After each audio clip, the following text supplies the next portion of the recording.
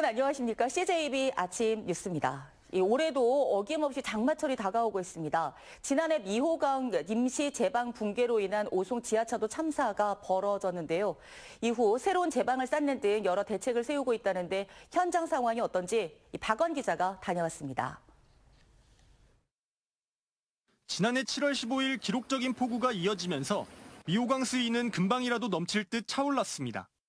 결국 미호강 임시 제방이 터졌고 물이 오송 궁평리 일대와 지하차도를 덮쳐 14명이 숨지고 16명이 다쳤습니다. 최근 법원 1심 판결에서도 참사를 부른 근본적인 원인으로 부실하게 쌓은 임시 제방을 꼽았습니다. 다가오는 장마철, 지금의 제방 상황은 어떨까? 기존 임시 제방 자리는 참사 이후 쌓았던 대로 있고 그 뒤쪽으로는 강변을 따라 1.6km 길이의 제방을 하나 더 만들고 있습니다. 현재 6m 높이로 성토 작업이 끝났고 수목 제거와 빈집 철거 작업을 남겨두고 있는데요. 내년 안에는 공사가 끝날 전망입니다. 원래 있던 자리는 강폭이 기존 350m였지만 새로운 제방이 생기면 610m까지 늘어납니다.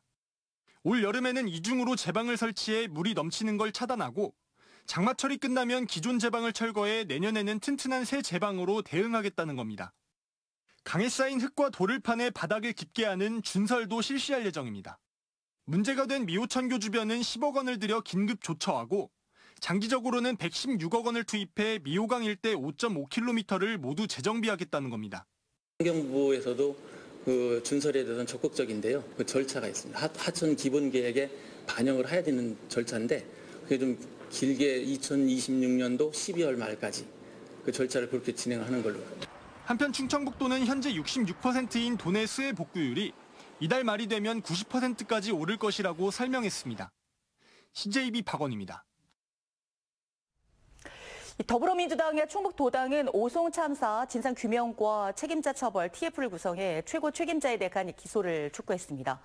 이들은 기자회견에서 참사 발생 1년 가까이 지났지만 여전히 원인 규명과 책임자 처벌은 제대로 이루어지지 않고 있다며 김영환 지사는 제방과 지하차도 관리에 실패했고 이범석 시장은 응급조치를 제대로 수행하지 않았다고 주장했습니다.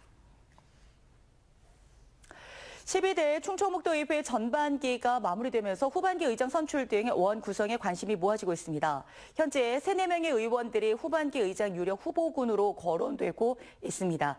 이런 가운데 어제부터 시작된 전반기 마지막 회기에서는 제천 화재 참사 유족들의 소송 비용 면제 동의안 등 40건의 안건이 처리됩니다. 이태현 기자입니다. 12대 충북도의회 전반기의 마지막 회기인 제417회 정례회가 개회했습니다. 가장 관심을 끄는 안건은 후반기 의장 선출. 전체 35석의 의석 가운데 27석을 갖고 있는 국민의힘이 사실상 선출 권한을 갖고 있는 가운데 비청주권에서는 진천 지역구의 이양섭 의원과 단양 지역구의 오영탁 의원, 청주권에서는 임병훈, 이옥규 의원 등이 후보군으로 거론되고 있습니다. 초선인 박지원 의원도 이미 기자회견을 통해 출마 의사를 밝혔습니다. 국민의힘은 정윤숙 전 국회의원을 위원장으로 선관위를 구성했고 오는 19일 선거를 통해 의장 후보자를 정한 뒤 회기 마지막 날인 25일 후반기 의장을 선출할 예정입니다. 1차 투표에서 과반수 득표자가 없을 경우 1, 2위 후보 간 결선 투표가 실시됩니다. 25일이 공식적으로 본회의장에서 모든 의원님들이 모여서 선거를 하는 날이 될 거고요. 그 이전에 각 당에서 후보자를 선출하는 과정이 있을 예정입니다. 이번 정례회 기간 처리될 안건은 조례안 33건 등 모두 40건. 특히 충북도가 제출한 제천 스포츠센터 화재 참사 관련 소송 비용 면제 동의안도 처리됩니다. 앞서 유가족이 충청북도를 상대로 제기한 손해배상 청구 소송에서 법원이 소방당국의 과실과 피해자들의 사망 사이 인과관계를 인정하지 않으며 오히려 소송 비용까지 떠안게 된 상황에서 의회가 동의안을 수용하면 유가족은 1억 7,700만 원의 소송 비용을 면제받게 됩니다. 한편 1차 본회의에서는 교육위원회가 제출한 청주 외국인 전용 카지노 입점 반대 결의안이 채택됐으며 결의문은 국회와 교육부, 청주시 등 관련 기관으로 보내질 예정입니다. CJB 이태현입니다. 그동안 어린이집과 유치원의 경우 관리 조치가 다르다 보니 급식비 지원금이 2배 이상 차이가 났었습니다. 그런데 어린이집과 유치원을 하나로 묶는 이른바 유보통합의 첫 상징적인 조치로 충청북도와 교육청이 급식비를 공동 분담하면서 보육 환경이 개선됐습니다. 김세희 기자입니다. 청주의 한 국공립 어린이집 점심시간. 한우 불고기에 샐러드, 과일까지 다양한 메뉴가 준비됐습니다. 이곳 어린이집의 원화 한 명당 책정된 급식비는 3,200원으로 지난해보다 500원가량 늘었습니다. 오는 2026년 유치원 교육과 어린이집 보육을 하나로 묶는 이른바 유보통합 시행을 앞두고 충북도와 교육청이 상징적인 조치로 급식비를 공동 분담해 인상할 수 있었습니다. 지금까지 유치원은 교육청이 원화 한 명당 2,500원의 급식비를 지원했지만 어린이집은 1,000원에 그쳤습니다. 이 때문에 그동안 어린이집은 누리과정 보육료 안에서 급식비를 충당해야 해 운영에 부담이 컸습니다. 물가 오른 거를 그냥 기존의 그 금액으로 질을 유지하기에는 굉장히 어렵습니다. 근데 그나마 또 이렇게 배려를 해주셔서 이를 위해 올해는 교육청이 70%, 도가 30%씩 지원금을 분담합니다. 또 오는 2026년까지 유치원 급식비 지원 수준만큼 공동 지원 금액을 단계적으로 인상할 계획입니다.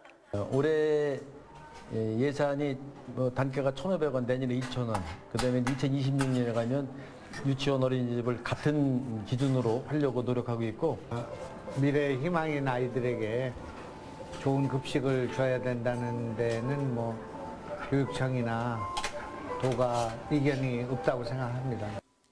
유보통합의 첫 단계로 충북도와 교육청이 함께 뜻을 모은 가운데 급식비 인상 등에 따른 보육 환경이 더욱 개선될 것으로 보입니다. CJB 김세희입니다. 귀농을 하는 청년 농업인들은 늘고 있지만 막상 새로운 환경에 적응을 하고 정착하기가 여의치 않은 게 현실인데요. 이런 청년 농업인들에게 농업 기술은 물론 조언과 지혜를 나누어주는 멘토링 사업이 충북 농협을 중심으로 본격화되고 있습니다. 최연석 기자가 취재했습니다. 청주 옥산의 오춘식 씨 농장에 반가운 손님이 찾았습니다. 3년 전 서울 생활을 접고 귀농한 청년 농부 백정훈 씨. 많은 준비를 하고 엽채류 농사를 시작했지만 농업 기술은 물론 새로운 환경에 적응하기도 쉽지 않습니다. 후원을 결심한 베테랑 농부는 새로운 도전을 시작한 만큼 결과에 조급해하지 말라고 다독입니다. 지금은 연매출 7억 원을 올리는 분홍의 반열에 올랐지만 25년 전 귀향에 갖은 시행착오를 겪은 만큼 아버지의 마음으로 하나하나 가르칩니다. 너무 조급해하지 마라. 차분하게. 그리고 멀리 봐라. 네, 그런 얘기를 해줬습니다. 그래서 농업이라는 것이 시험을 할 수 있는 게 1년 단위잖아요.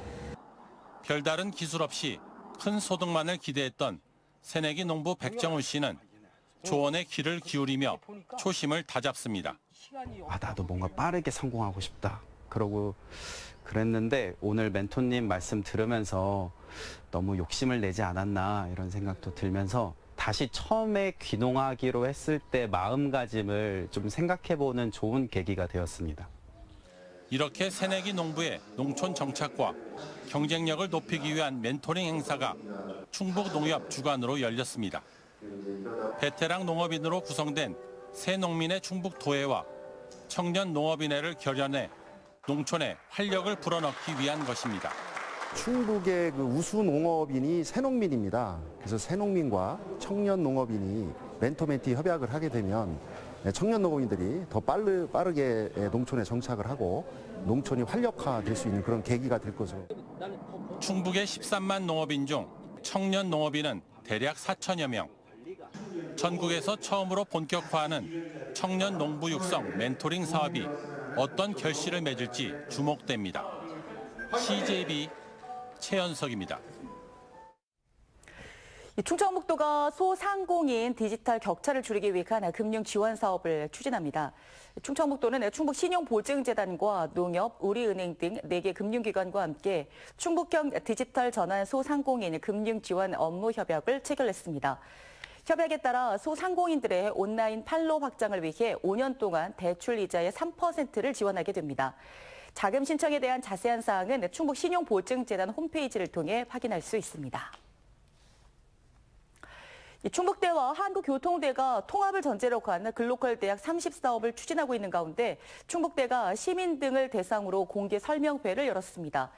어제 설명회에서는 글로컬 대학 사업 추진 과정과 실행 계획에 대한 설명과 함께 대학 통합 발전의 방향에 대한 토론 순으로 진행됐습니다. 충북대와 한국교통대는 지난해 11월 글로컬 대학 사업에 선정됐으며 이달 말까지 교육부에 통폐합 신청서를 제출할 예정입니다. 어제는 모내기가 끝나고 풍년을 기원하는 음력 5월 5일 단오였습니다. 3대 명절 가운데 하나이지만 지금은 그 명맥조차 찾아보기 힘들어졌는데요. 마을 주민들이 자발적으로 단오날 축제를 열어 전통을 이어가고 있는 충주 수조마을을 안정은 기자가 다녀봤습니다. 충주시 대소원면 수주마을에 한바탕 풍물놀이가 펼쳐졌습니다. 음력 5월 5일 양의 기운이 가장 왕성한 날이라는 단오를 맞아 마을의 안녕과 풍년을 기원합니다. 그네를 잘 뛰면 한여름 모기에 물리지 않는다는 말에 있는 힘껏 발을 굴러 그네도 타고 푸른빛 창포물에 머리를 감으며 다 함께 웃음꽃을 피웁니다. 저희 어렸을 때 살던 그 시골 마을 같은 풍경이 그대로 남아 있어서 너무 좋아요. 창포물에 머리를 감았거든요. 근데 두통도 사라진 것 같고 머릿결도 너무 좋아졌어요. 매끈매끈하니. 직접 떡매를 쳐서 찰기를 더한 수리취떡과 수주마을의 특산품인 서리태콩으로 만든 콩국수는 수주마을 단오절 축제에 빼놓을 수 없는 별미입니다. 콩국수를 맛있게 두고 드시고 이 손수 진짜 짜서 이렇게 한 거니까 건강에 도움도 되고. 과거 설날 추석과 함께 3대 명절 중 하나였지만 이제는 보기 드문 세시풍속이 된 단오. 수주마을 주민들이 자발적으로 기금을 마련해 단오절을 기념하는 건 전통을 지키고 마을을 하나로 이어주길 바라는 마음에서입니다. 여기 이 농촌 마을에 이런 축제가 없으면 만날 기회도 없고 또한 이건 민속놀이이기 때문에 쭉 이어가고 싶습니다. 바쁜 농사철과 무더위가 시작되기 전 다 함께 숨을 고르며 쉬어가는 단오는 옛 조상들의 해안과 풍류를 엿볼 수 있는 소중한 문화가 되고 있습니다. CJB 안정은입니다. 충주시가 농림축산식품부가 주관하는 농촌협약 공모사업에 선정돼 4개면에 400억 원을 지원합니다. 오는 2029년까지 대소원면과 앙성면에 각각 150억 원을 들여 아동 청소년 복합센터와 노인 복지시설을 건립하고 신림면과 노은면에는 기초생활 거점 시설 등을 추진할 계획입니다. 단양군이 단양에서 일주일 살아보기에 참가자에게 1인당 최대 40만 원을 지원합니다. 단양군은 오늘 11월까지 6박 7일 동안 단양에 머물며 SNS에 하루 한 건 이상 단양을 알리는 홍보물을 게시한 참가자를 모집합니다. 매월 15개 팀을 선정해 1인당 최대 40만 원, 4인일 경우 최대 124만 원을 지원할 계획입니다. 충주 농특산물 브랜드 충주씨를 내건 농산물 직거래 장터가 중앙탑공원 충주박물관 인근에서 운영됩니다. 충주시 로컬푸드 직매장이 주관하고 청년 농업인 등이 참여하는 충주시샵 직거래 장터는 6월부터 10월까지 매주 토요일과 일요일에 열립니다. 청년 농업인이 직접 재배한 오이, 방울토마토, 밤 등 50여 종의 품목을 시중보다 저렴하게 구입할 수 있습니다. CJB 아침 종합뉴스를 모두 마치겠습니다. 고맙습니다.